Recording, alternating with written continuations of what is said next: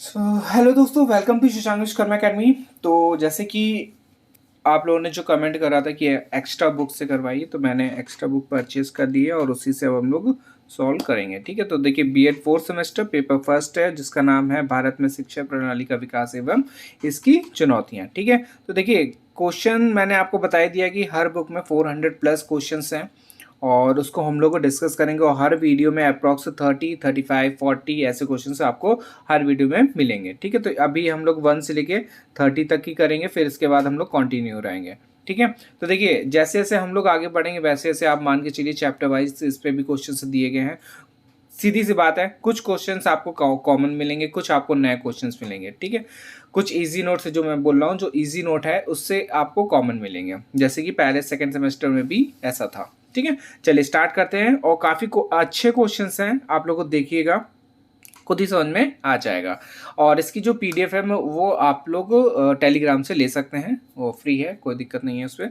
आप लोग जाएंगे, मैं इसका लिंक डिस्क्रिप्शन में डाल दूंगा टेलीग्राम का, तो उससे आप लोग देख लीजिएगा।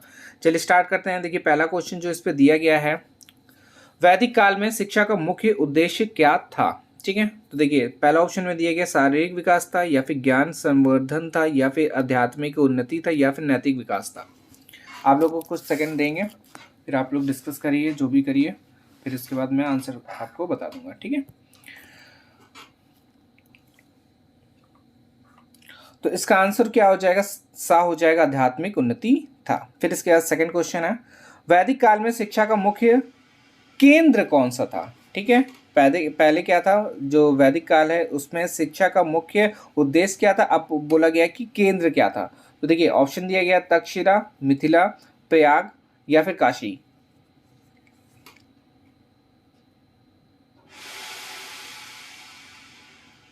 तो इसका आंसर हो जाएगा ऑप्शन तक्षशिला था। फिर इसके बाद है क्वेश्चन नंबर 3, वैदिक काल में शिक्षा का माध्यम से कौन सी भाषा थी। तो ऑप्शन दिया गया संस्कृत है, विशुद्ध संस्कृत है, या फिर पाली है, या फिर अपभ्रंश है, भ्रंश है, अपभ्रंश।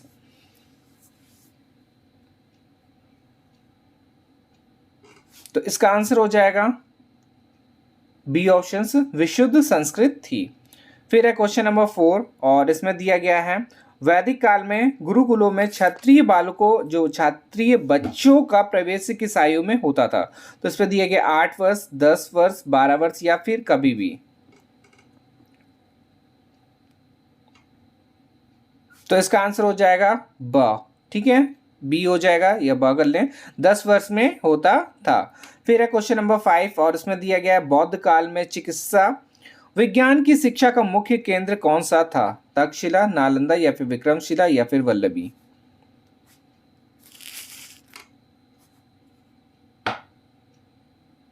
तो इसका आंसर हो जाएगा तक्षशिला में। ठीक है, नेक्स्ट है क्वेश्चन, बौद्ध काल में बौद्ध शिक्षा का माध्यम कौन सी भाषा थी। संस्कृत, पाली, प्राकृत, या फिर अपभ्रंश।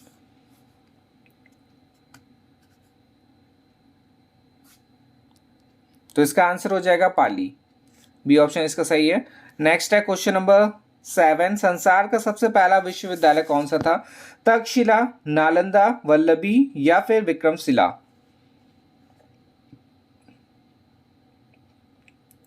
तो इसका आंसर हो जाएगा सी, ए ऑप्शन, तक्षशिला है इसका।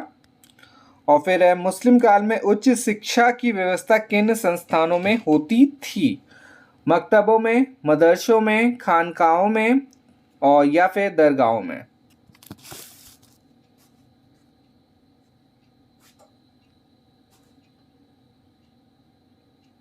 तो इसका आंसर हो जाएगा ब, मदरसों में होती थी। फिर है, दिल्ली में मदरसा ए मुअज्जी की स्थापना किसने कराई थी। ऑप्शन दिया गया है कुतुबुद्दीन ऐबक ने, या फिर इल्तुतमिश ने, या फिर हुमायूं ने, या फिर औरंगजेब ने।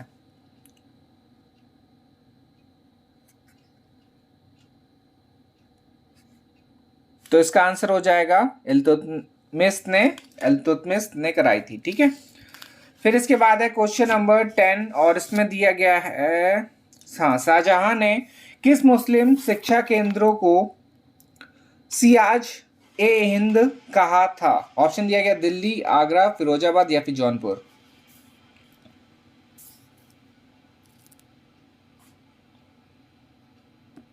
तो इसका आंसर हो जाएगा जौनपुर। ठीक है, जौनपुर इसका करेक्ट आंसर है। फिर इसके बाद है क्वेश्चन नंबर 11 और इसमें है भारत में सर्वप्रथम कौन सी ईसाई मिशनरी आई थी? पुर्तगाली या फिर डच या फिर फ्रांसीसी या फिर अंग्रेज?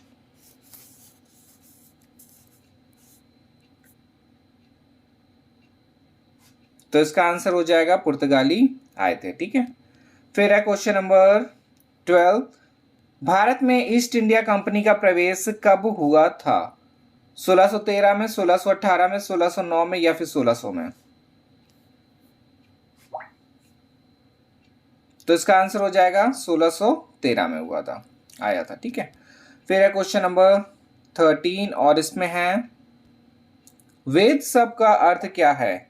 ज्ञान प्राप्त करना, ज्ञान देना, ज्ञान लेना या फिर ज्ञान कराना?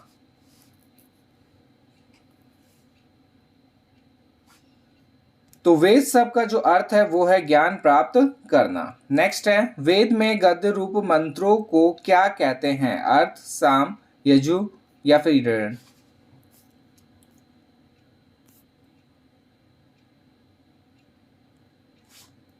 तो इसका आंसर हो जाएगा सा ऑप्शन। ठीक है, सी ऑप्शन इसका सही हो जाएगा, यजु।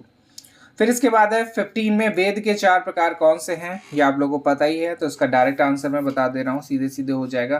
देखिए कौन कौन से वेद हैं, ऋग्वेद हो जाएगा, सामवेद हो जाएगा, यजुर्वेद है और अथर्ववेद है। ठीक है, तो ये 4 वेद है, इनको याद कर लीजिएगा और इससे इंपॉर्टेंट क्वेश्चन भी काफ़ी आते हैं।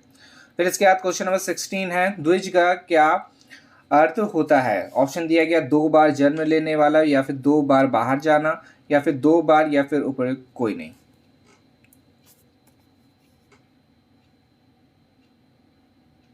तो द्विज का देखिए सीधे आंसर हो जाएगा इसका 2 बार जन्म लेने वाला। ठीक है, वर्ड याद रखिएगा, इंपॉर्टेंट है।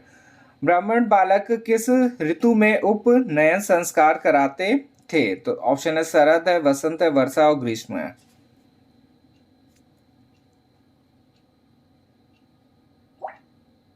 तो इसका आंसर हो जाएगा बी ऑप्शन से, बसंत में। फिर है क्वेश्चन नंबर 18 और इसमें है गुरुकुल में शिक्षा के लिए रहने वाले बालकों को क्या कहा जाता था? ब्रह्मचारी, कुलवासी या फिर अंतेवासी या फिर उपयुक्त सभी?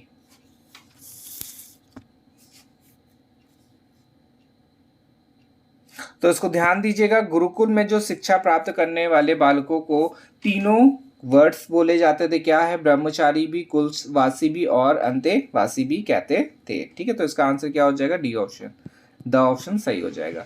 फिर है गुरुकुल में रहने वाले ब्राह्मण छात्रों की वेशभूषा कैसी थी? तो ऑप्शन दिया गया है काले नर हिरण की खाल पहनते थे, हिरण की पीली खाल पहनते थे या फिर बकरे की खाल पहनते थे या फिर कोई नहीं।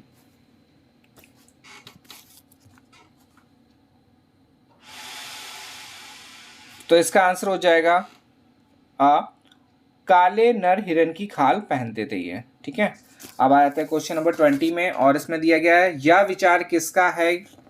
किसी का सोना देने से शिक्षा देना अधिक उपयोगी है क्योंकि इससे ज्ञान की उन्नति होती है। हुमायूं का है या फिर गांधी जी का या फिर मोहम्मद साहब का या फिर टैगोर जी का?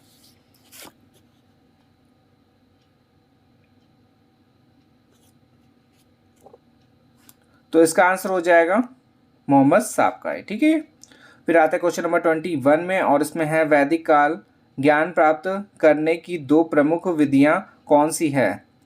स्वाध्याय तथा मनन, ऋतु और श्रुति और श्रवण, तप और श्रुति और मनन और तप?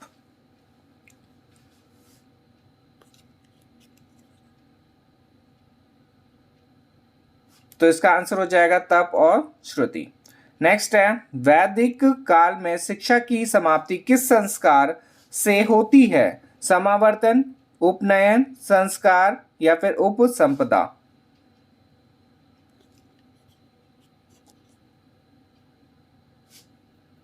तो इसका आंसर हो जाएगा समावर्तन। ठीक है, नेक्स्ट आ जाता है क्वेश्चन नंबर 23 में यह कथन किसका है?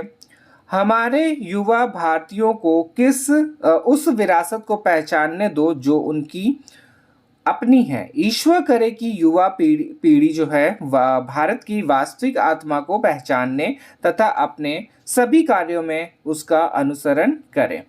ऑप्शन दिया गया है doctor Kothari, doctor Radhakrishnan, doctor Lakshmi Swami Mudaliar या फिर डॉक्टर सांगू।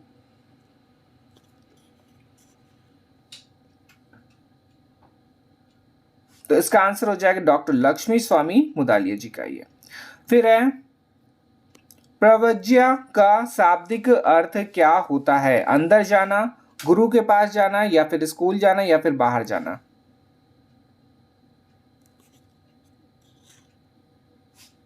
तो इसका आंसर हो जाएगा डी ऑप्शन से बाहर जाना। फिर है, अब देखिए ये लाइन से क्वेश्चन से कुछ लिखे हुए हैं प्रव्रज्या के, तो इसको ध्यान दीजिएगा, ठीक है। अब इसमें दिया गया है प्रव्रज्या संस्कार समानता जो कितने वर्ष के बालक का होता है? 5 वर्ष, 8 वर्ष, 6 वर्ष या फिर 9 वर्ष।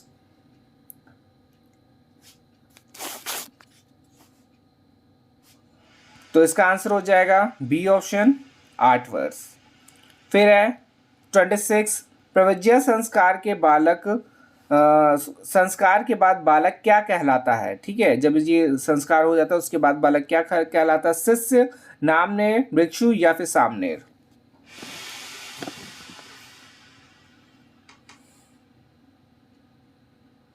तो इसका आंसर हो जाएगा डी ऑप्शन सामनेर कहलाता है। फिर है तक्षशिला, नालंदा, वल्लभी और विक्रमशिला, आदतपुरी, नदिया, मिथिला तथा जगदला ये किस काल की प्रमुख शिक्षा संस्थाएं थी? ऑप्शन दिया गया मुस्लिम या फिर वैदिक या फिर सल्तनत या फिर बौद्ध।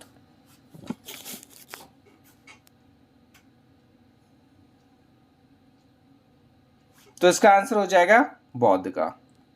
फिर है बौद्ध शिक्षा का प्रमुख उद्देश्य क्या था? आध्यात्मिक प्राप्ति या फिर भौतिक प्राप्ति या फिर सुख प्राप्ति या फिर निर्वाण की प्राप्ति।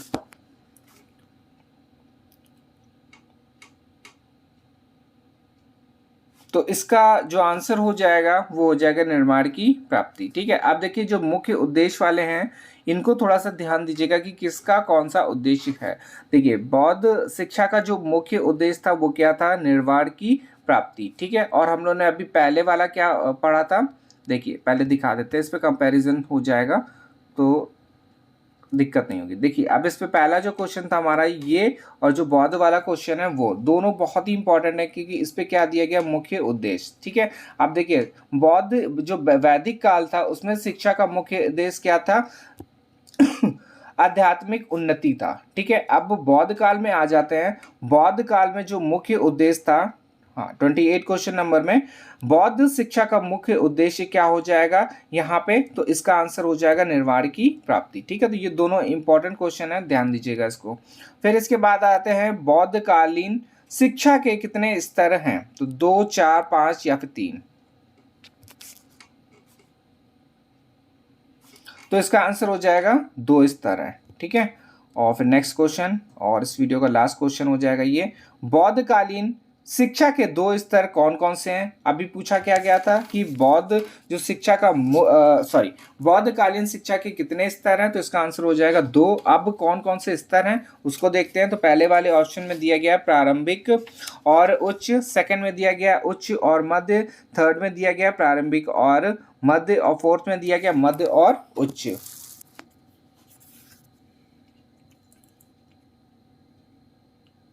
तो इसका आंसर क्या हो जाएगा? इसका फर्स्ट आंसर हो जाएगा प्रारंभिक और उच्च, ठीक है। तो बौद्ध कालीन शिक्षा के 2 स्तर हैं और वो स्तर कौन से हैं? प्रारंभिक और उच्च।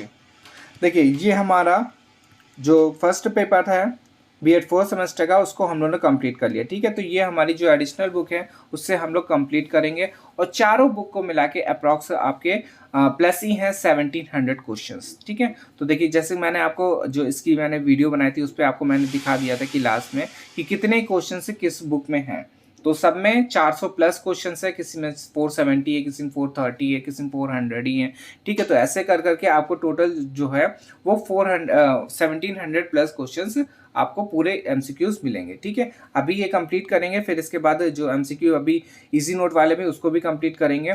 और प्लस जो लास्ट में मैंने बताया था कि इंपॉर्टेंट नोट्स जो सीरीज चलेगी वो तो कंफर्म है कि होना ही होना है। ठीक है, कुछ हैंडमेड नोट्स रहेंगे, कुछ जो बुक से निकालेंगे वो भी रहेंगे, कंपैरिजन करेंगे, ईयर वाले क्वेश्चंस करेंगे, पार्ट्स वाले क्वेश्चंस करेंगे, और ये जो थोड़े से ये सिंपल वाले जो सिंपल क्या जहाँ पे थोड़ी सी कंफ्यूजन हो रही वो वाले क्वेश्चंस करेंगे।